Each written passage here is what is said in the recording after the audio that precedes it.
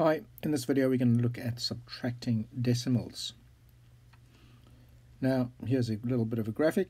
We've got this number subtracting this number, and always when we are subtracting at this stage we are subtracting a smaller number from a bigger number. So year 6, that's what we're doing, and this is how we set it out. And all you need to do is make sure that your decimals are in line with each other. Your hundredths, your tenths, your ones, your decimal place is the most important thing, and then all we need to do is subtract as normal. So let's do it. Calculate 2.4 subtract 1.3. How are we going to do it? Well, quite simply, 2.4 subtract 1.3, and what have I done? I've basically set this out as a sum, making sure that my decimal places are underneath each other, my tenths are underneath each other, and my ones column are underneath each other. And all I need to do now is basically subtract. So 4 subtract 3, and that gives me 1. And I make sure I bring down my decimal place. 2 subtract 1 gives me 1. And that should be your answer. Alright, well, here's one for you to do. Put the video on pause, come back when you are finished, and see if you've got it correct.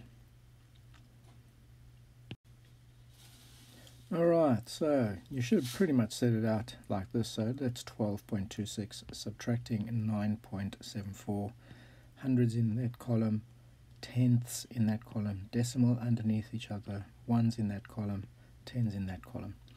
And quite simply we just subtract. So 6 subtract 4 gives me the 2.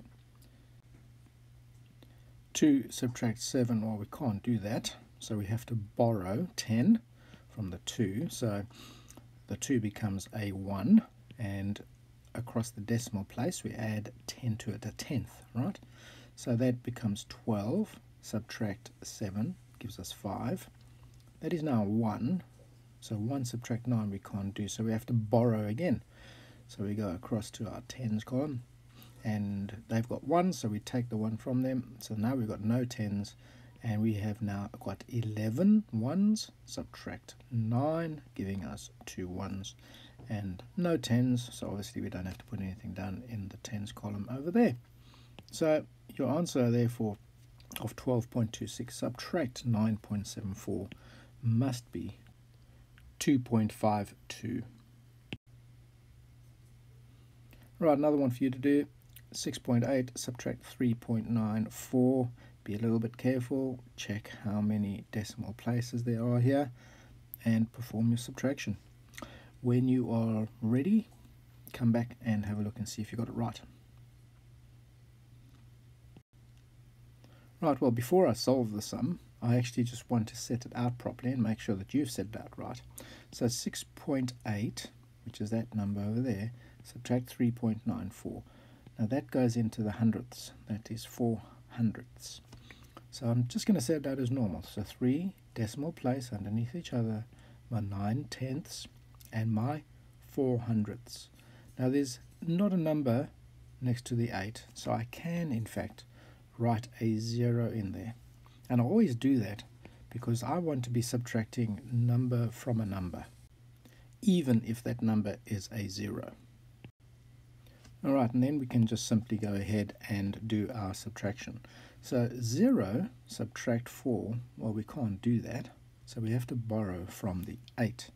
So the 8 becomes a 7, and a 0 becomes a 10. So 10 subtract 4 gives me 6. Next we have 7 subtract 9. Well, we can't do that, so we have to actually borrow from the 6. So the 6 becomes a 5, and we take the 1 across. So that becomes 17 subtract our 9, and that gives me 8. And I make sure that my decimal place is in the right place. And then we say 5 subtract 3, that gives me 2. And if you got that, well done, you got it correct. Alright, here's the last one for you to have a go at. Put the video on pause and come back when you are ready to see if you got it correct. Alright, before I solve it, I just want to make sure that we pretty much wrote it similar to this. So 19.4, in fact we can write 19.400 because this number over here has decimal places into the thousandths. So I want to make sure that I also have decimal places into the thousandths so that I can subtract my sum correctly. If you haven't done that, put the video on pause, come back when you're ready, and I'll carry on. Alright, so let's do the subtraction. So 0 takes 7. Oh, we can't do that, so we have to borrow from our next number, which is also 0. So we can't borrow from that one, so we have to go all the way over here. So that 4 will in fact become a 3. This one will become a 9, and we take the 1 across to the 0. So now we have 10 subtract 7, that gives us 3. Then we have 9 subtract 6, and that gives us 3. Now 3 subtract 5 we can't do, so we're going to have to go back to this 9 over here, and we're going to have to borrow from that 9. So that becomes an 8, alrighty, and we bring that 10 across. So that's 13 subtract 5, that gives us 8, and we put our decimal place in. That's perfect. 8 subtract 9 we can't do again, so we have to go back and we have to borrow, and that makes it 18. 18 subtract 9 is 9. And then 0 subtract nothing, well, there's nothing over there. So in fact the answer for 19.4 subtract 9.567 is going to give me 9.833. And that is correct. Hope you got it right.